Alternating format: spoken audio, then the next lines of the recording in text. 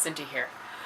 Okay, I'm going to try and tell you a little bit about our CCIM college course today. It's something that, of course we're always having to explain everywhere we go about how it works and what it is, and for folks at home even about how it's come to be. My name is Cyndy Lavoie, and I'm the founding and executive director of Capture and Courage International Ministries. CCIM launched in January of 2009, so that's, what years is that now? 9 years. And our international work began in the year 2011, so a little over 6 years ago. I had done one of my first ministry trip to Uganda in November, December of 2011. And when I was there, I had spoken at two pastors' conferences. The things that we bring are leadership development and inner healing, and personal and church renewal are sort of the things that what the Lord touches through us for people. So even at that time, that's really what I was bringing. I've worked in leadership development for a lot of years, always been about leadership, grew up in leadership, always have had a heart for leaders as long as I can remember, way back. Even as a kid, I can't even remember when this began, this awareness that leaders are pouring out to others and who's pouring it to them. And so just had a real empathy and a compassion and a real heart to pour into leaders.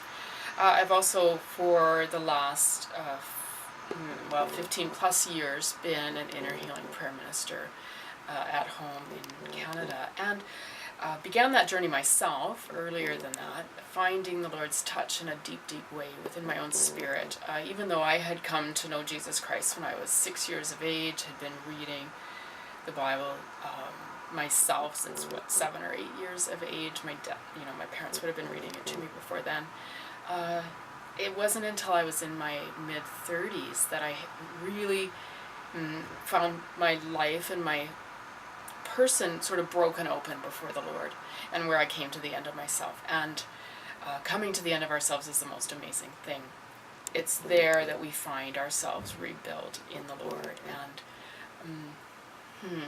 just remade, reknit into the original image as God created us to be. So out of those years and out of working with other people in inner healing, there came upon me, probably in about, I don't know what years this would have been.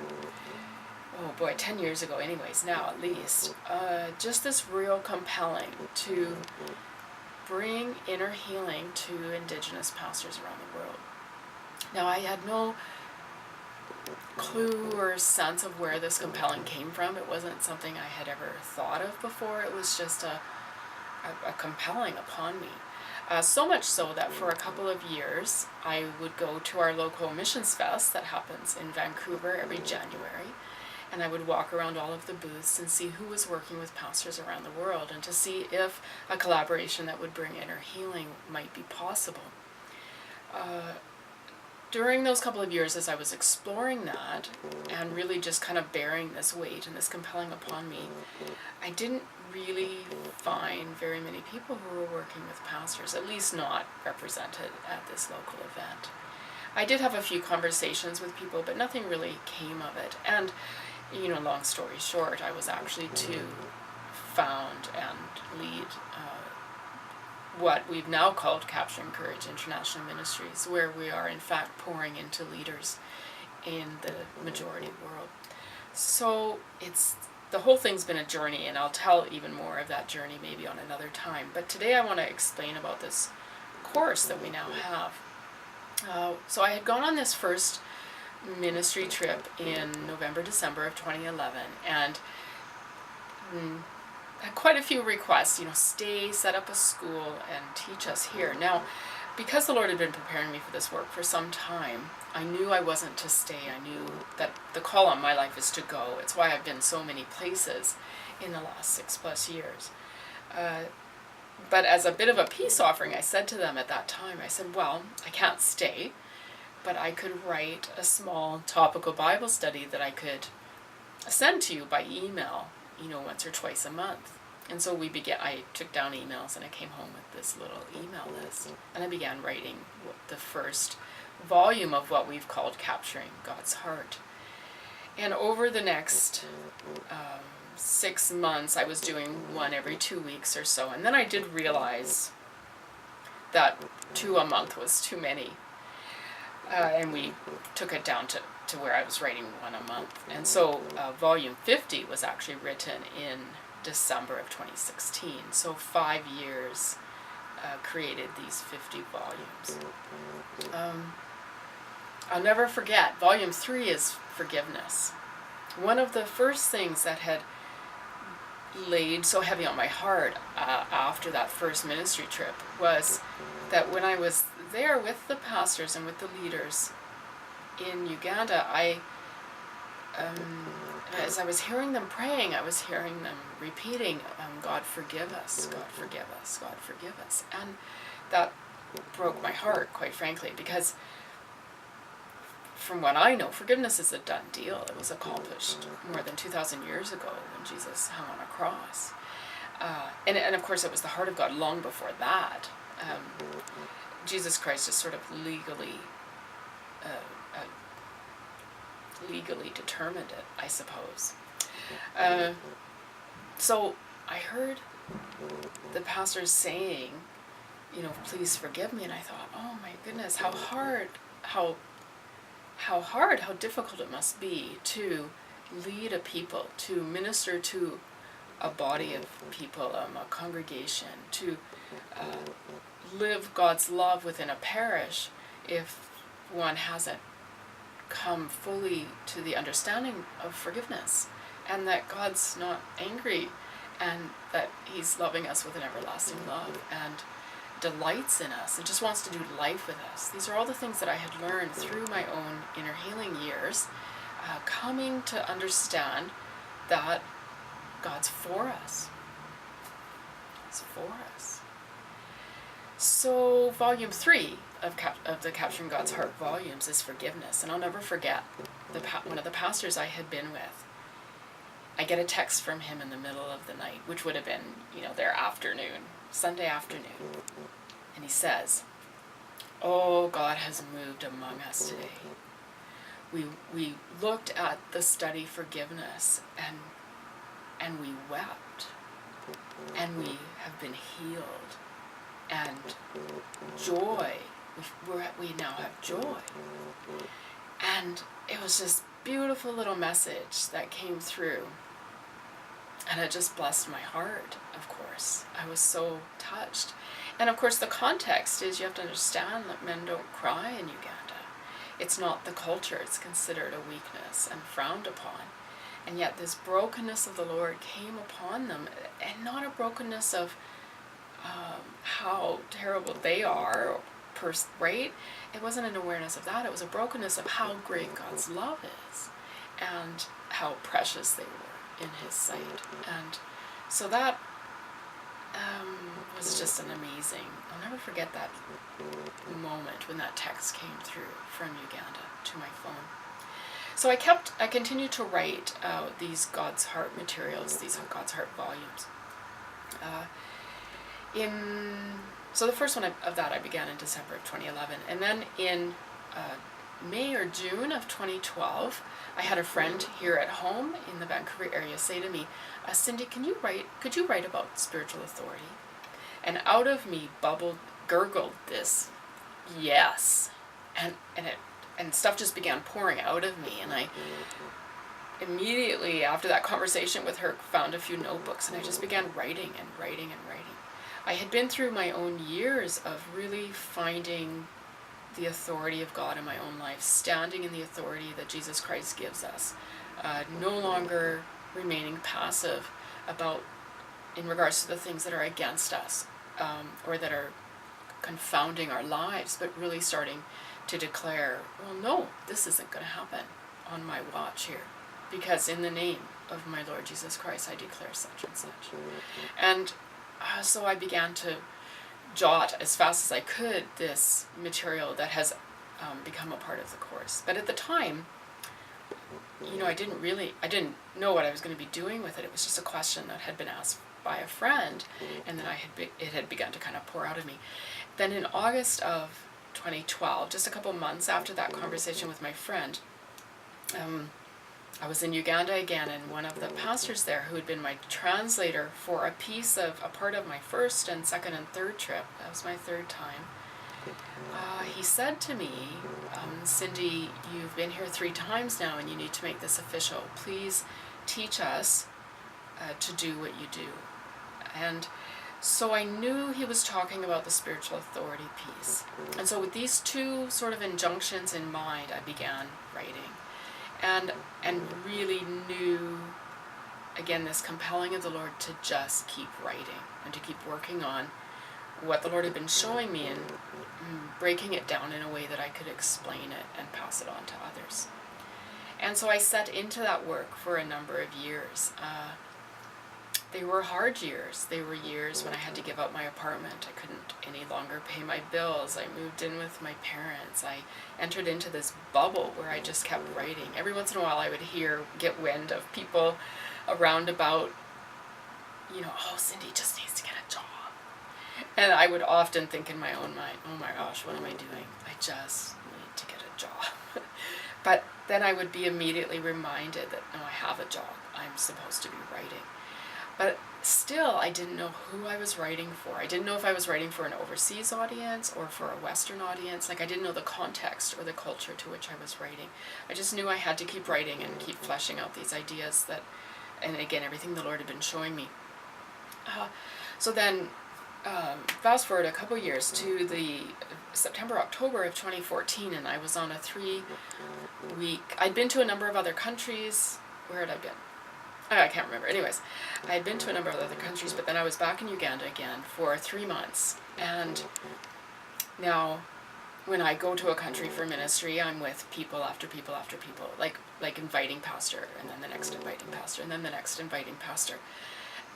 So people that don't know each other, I guess, is the point I'm trying to make. And the first 6 weeks of that trip, virtually every pastor I was with said to me, in one form, basically the same thing, said, Cyndy, they basically sat me down and said, Cyndy, we want a CCIM presence in the country even when you're not here. Will you please put into written form, put it into a course that we can use of what you do, and would you please teach us? Now, if that had been 1 or 2 pastors who said that, I would have thought, oh yeah, whatever, and brushed it off and gone on my way. Because I've never been... I like things simple, actually, and understated, quite frankly. I've never been one to sort of come up with audacious ideas on my own. I follow the audaciousness of the Lord, which, quite frankly, it's the Lord's thing that's so audacious here. But anyway, so I heard these pastors saying this over and over again. Cyndy, we want a CCIM presence in the country. Will you please put what you do into writing? And after those 4, 5, 6 weeks, I got it. Because so many people had said it to me that I got it, that this was something the Lord was asking me to do. And so even in the middle of that trip, I began taking our Capturing God's Heart material and formatting it into what has become Module 1 of the course. So I took here's Module 1. I was up to probably about volume 37 or something by that time. And so I took them and I divided them into 4 topics, added in application exercises, so practical, what do we do in light of this teaching, added in more scriptures, and then summary review questions for each month as well. So for instance, so Module 1 is months 1, 2, 3, 4 of the course. And for instance, month 1 is called A Devoted Heart. Month 2 is Strength for Hard Times. Month 3 is Relationships. And month 4 is A Heart of Worship.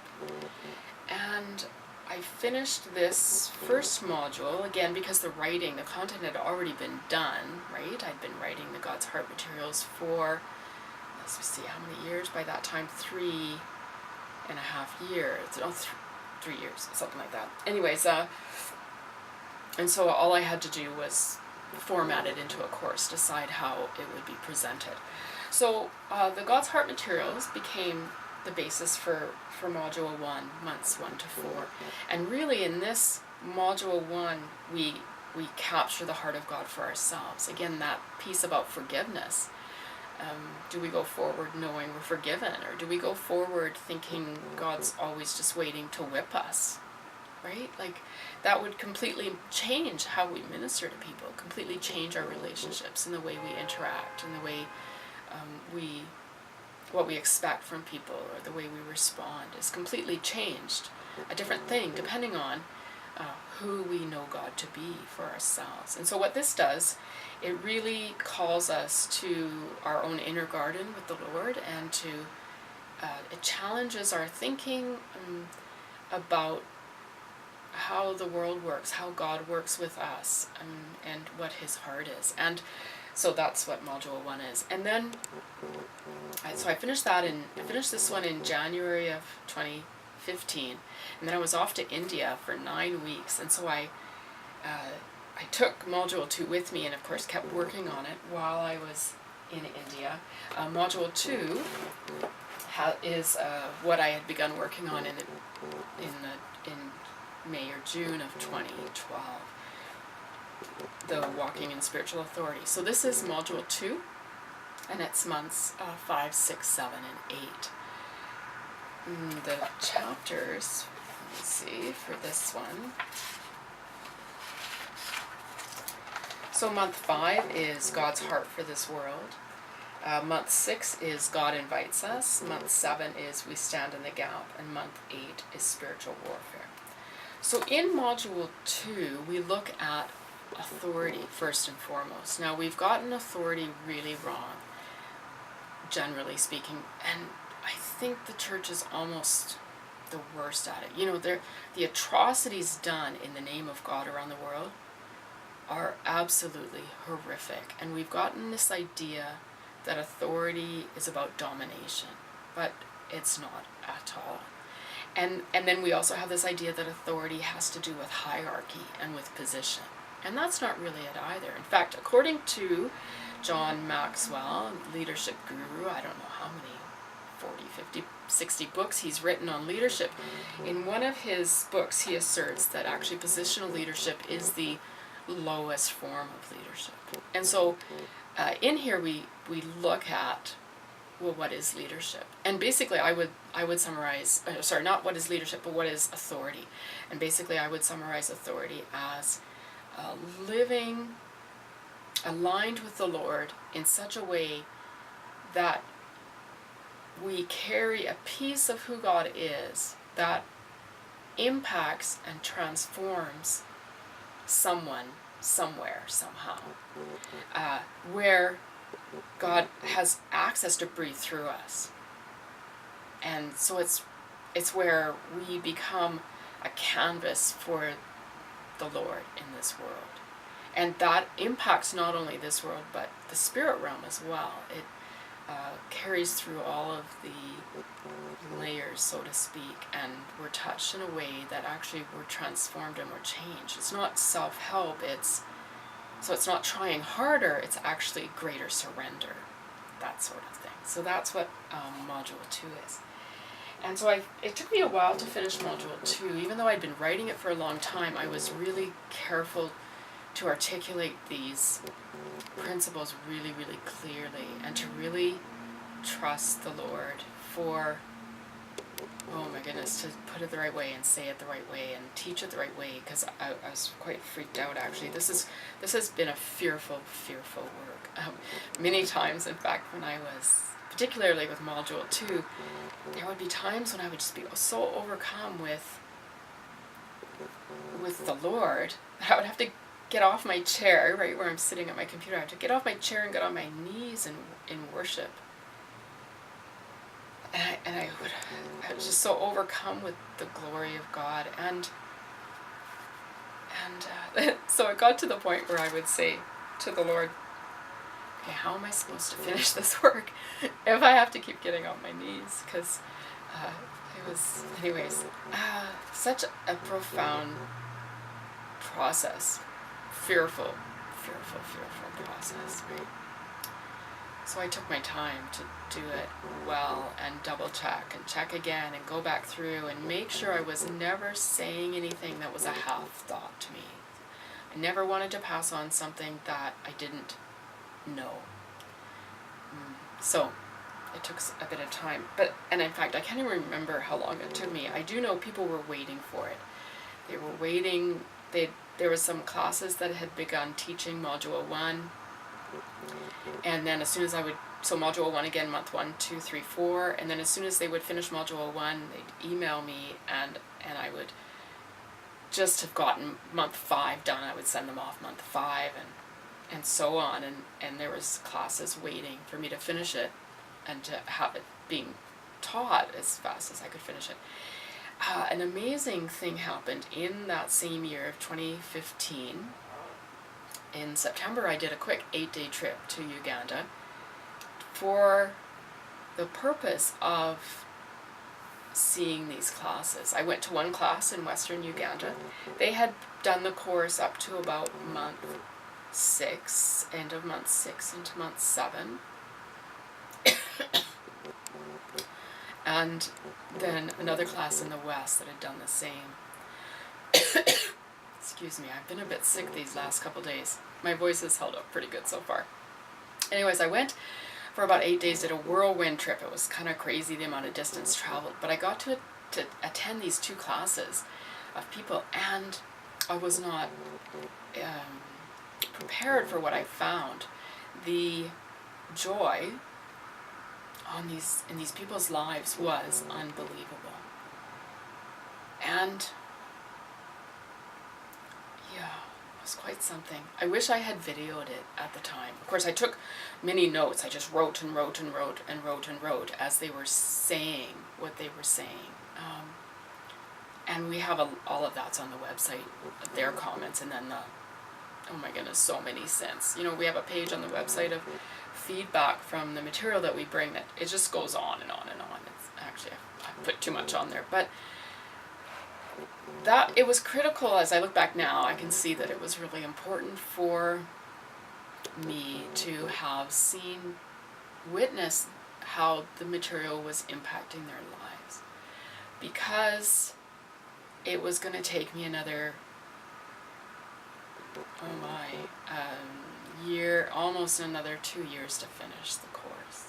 And I didn't know that at the time. I thought I would be finished it by the end of 2015, and actually I didn't finish the last dot on the page until May of 2017. So it took me way longer than I thought. But of course, this is how all creative things are, at least I have found.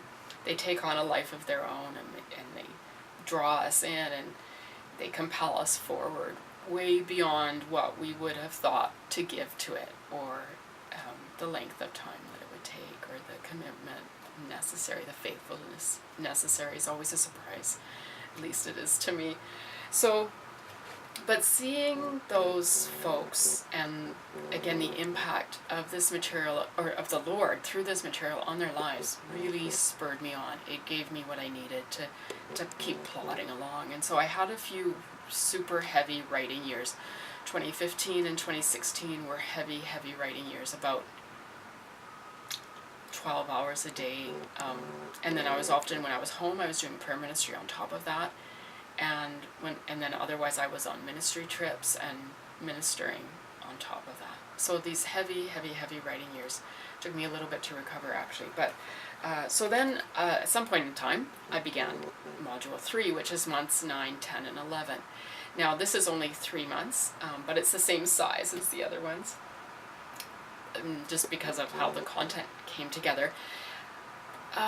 Took me a long time to write Module 3, partly because I just spent a lot of time in prayer, actually asking the Lord, what do I put in here?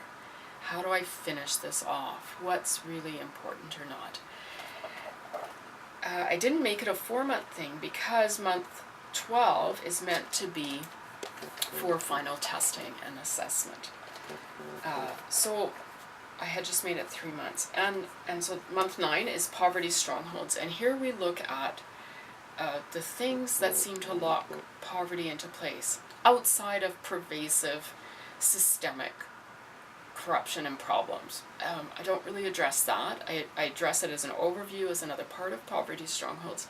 But in the Poverty Strongholds chapter, we also look at the things, we basically look at the things that, but where do we have a bit of control here? Like, where do we have a bit of say about our participation, or our, like, do we remain victims, or do we overcome, or, crazy chapter for me to write. But, I had the authority to write it because I've lived these same poverty strongholds.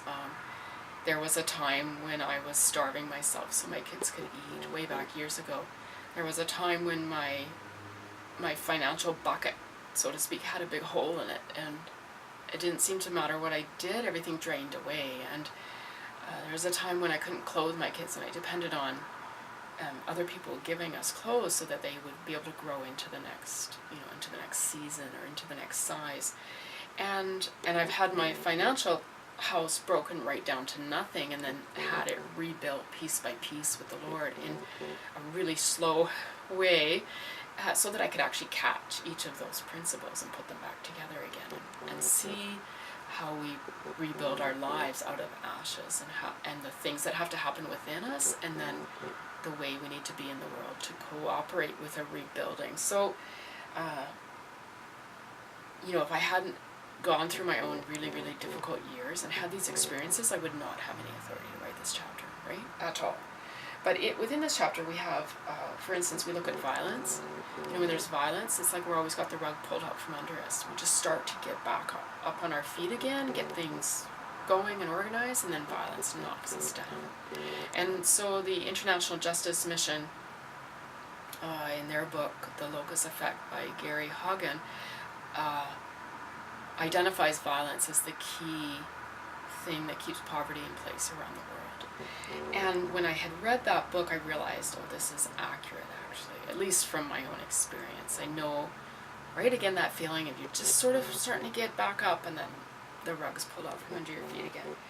And then my own experience through that, and what I've termed pain upon pain, that when we are pressed down, humiliated, ashamed, beaten down, it does stuff physically to our brains. It affects us emotionally, and we actually can't rise to the surface to barely get a breath of air, let alone sort of overcome what's coming against us. So pain upon pain is a key piece, or a critical understanding of how poverty continues, and how we pass on poverty, and because we pass on pain, right?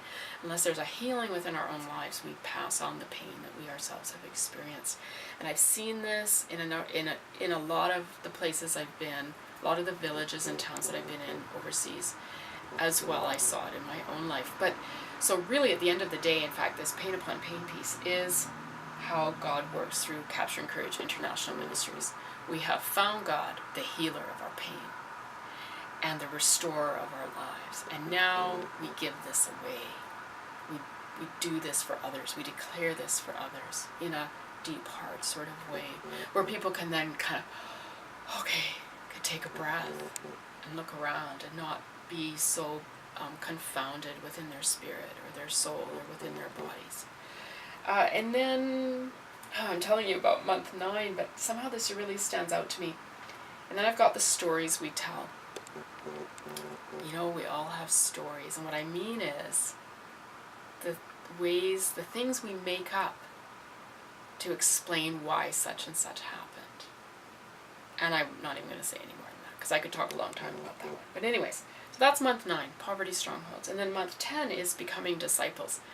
This chapter, actually, I did a trip to the Midwest with my folks in the summer of 2014, I think, and during those weeks, this chapter just poured out of me. I had this idea, or this realization that, when Jesus was with the disciples, they would have heard his teachings, of course, and they would have seen how he was with the people and his manner, and they would have heard the teachings, but the manner of who he was and how he was with people would have changed them even more than the teachings.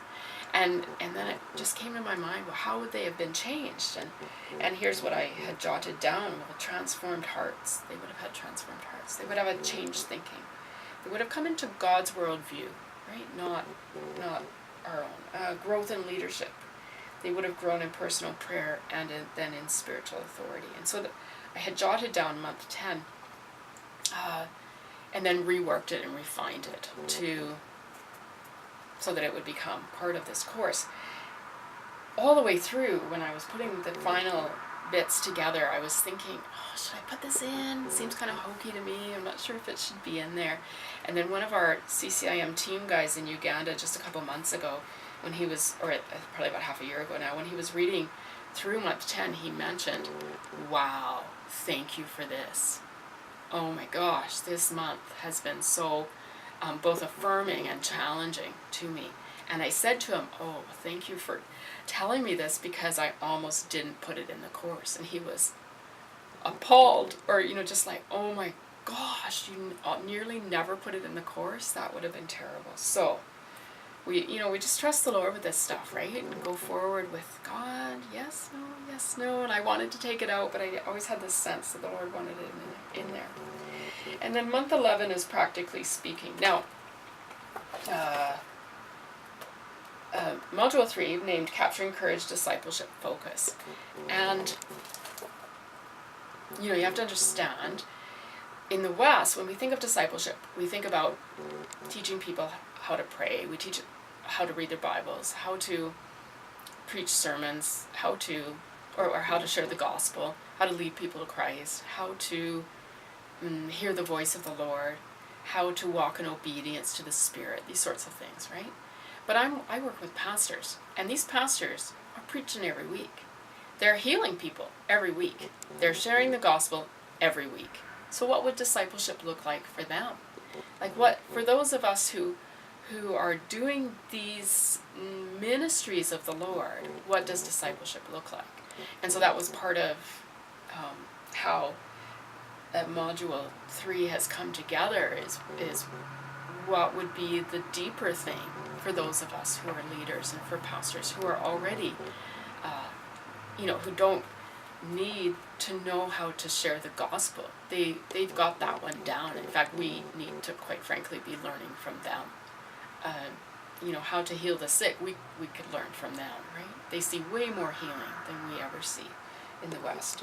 So then in month 11, I put it's called Practically Speaking. And so here we have things like orphans, that how do we deal with orphans? What's our attitude? What's our heart thing? And again, this touches in then on what's our culture around orphans, and how do we be light in a culture that despises the orphan, which is the world, right? The Lord said, right, Bible's pretty clear, don't be as the world is. Well, the world despises orphans. There's a lot of, what would be the word? There's a lot of contempt around orphans. And so how do we counteract that with our lives? But how do we deal with it first? The sense of it in our own spirit. Ecclesia, that the church is actually a body of Christ called out by God, right? And then we look at healing. We look at retribution or restoration. This is a really big topic, because all of us have been seeped in retribution, basically. We've grown up in retribution. And then living in the manna. Anyways. So this course has these 3 modules, and at first we formatted it to be a 1-year course. There's a teacher manual that goes with it, monthly review questions for each month, and then the final testing and assessment. So it's still possible that somebody can take it and do it in a year if they want. Take it, work it with a group of fellow pastors or leaders, and do it this way. But now what we've done recently is that we've decided to break it into its parts, so that Module 1 is its own course with its own certificate, Capturing God's Heart. And then people can take a break, or they could go no further. Maybe that's all they want to do. But if they want to do more, then, either they could take it on right away, or they could take a bit of a break, maybe even the next year, pick up Module 2, Walking in Spiritual Authority, and then go through that with either as a and we don't have too many people doing it individually, but as pastors take it on within their peers, and as bishops use it for the development of their pastors, these sorts of groups, right, and gatherings and students. So, and then Module 2, Walking in Spiritual Authority, comes with its own certificate at the end of that. Of course, to get the certificate, the class needs to be attended, the content needs to be read and or understood, perhaps verbally. Not everybody can read the English, so they just need to know the material, either from a verbally hearing it or reading it themselves. Looking up the Bible, the extra scripture passages is really important, doing that work. And then the application assignments, and then each month's review questions, which is fairly simple. It's only a little 2-page thing, but that has to be done. So when someone engages the course in this way, completes these things, then there's a certificate. And then Module 3, the same thing. CCIM, I always forget the name of this. Capturing Courage, Discipleship Focus, certificate for months for Module 3, again with all those same things completed. And then for someone who's done all the 3 modules, however long it takes them to do it, then they can choose to do the final testing and assessment, which is a bigger thing. And then at the end of all of that, there's a diploma in transformational leadership. So this course is meant to go to where pastors are. And this is not Bible school. We're not creating a Bible school. This is complementary to Bible school. Bible school teaches hard skills, right? Expository preaching, Bible, how to read the Bible, history on different books of the Bible, etc. We're not doing any of that. We are rather pulling out topics and principles of leadership, principles of inner healing, principles of spiritual authority. And we basically have 5 key principles in each one of these things. And some years back, I had realized that these core things that CCIM is bringing, 5 leadership principles, 5 inner healing principles, and 5 spiritual authority principles, that if people got these principles, their lives would be different. So that's what's taught throughout the 3 modules. Now, what was I saying? So the material isn't Bible school, and it's not located in a school for pastors to come to it. In the majority world, 80% of pastors have had no training whatsoever, or very little. And I've had bishops say to me, again and again actually, my pastors aren't trained and it's become a real weight to me. And this material that you have is an answer to my prayers. And they're usually saying this with tears in their eyes. And again, it's made to go to where pastors are. So part of the reason that 80% of pastors in majority world context have not had training is because they cannot access the good training that's there. So there is good Bible schools in primary cities, and I would guess every country around the world, but again, 80% of pastors can't access that, either because it's too costly or because they can't leave their families for the amount of time. Often pastors are subsistence farmers.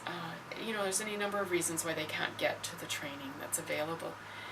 So this goes to them, and it's meant to be facilitated by leaders of leaders.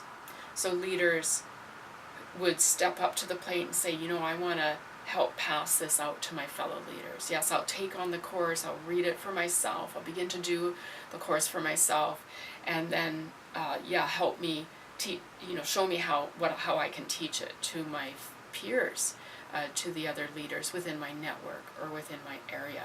And so a group of pastors can come together and learn together, peer to peer, using this material as a foundation for transformation in the Lord, for leadership development, and for a touch of healing within their own lives as well. But then also this, how do we then begin to pass this on to our congregations? So this is the course in a nutshell, although that might have been a little long, but I think I'll leave it there for now. There is probably more I could talk about, but I think that's a good introduction for today. So our CCIM College for short, or College of Capturing Courage International Ministries. One last question actually about it that I do have is, of course, we've called it a college, but it is not officially accredited by any institution. Of course, this is something we're always asking the Lord about. Do we do this or do we not?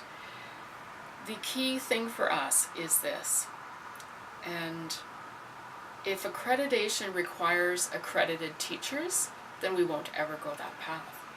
Because then we're no different than every other school that 80% of pastors can't reach. We want this material to be available to go to them where they are, to be taught by them, right? We don't want to have to need a place, a building, everything that goes with that. We're not making this into a business here. We're not making it into a static one place. Again, the movement, the manner is just very different. CCIM's been called, I've always known all along that as I entered into this work, I was called to go to where people are. It's why I've ministered in more than 300 village churches in the last 6+ years, because I know I'm called to go. I'm not called to set up camp somewhere and have people come to me. I'm called to go. And so CCIM goes to people, and so then now the course goes to people as well. So that would be the question about accreditation. It doesn't have official accreditation, and it probably won't ever have that unless there was some way to get around all of sort of the bells and whistles and hoops that would go with that. But at the end of the day, this is equipping for you as a pastor, for you as a leader. Do you want to know how to do your job better? With a fuller heart, with less strain and stress, with greater wisdom and clarity about how to be with the people in your parish and how to move forward in the Lord. So this is what this touches. Blessings.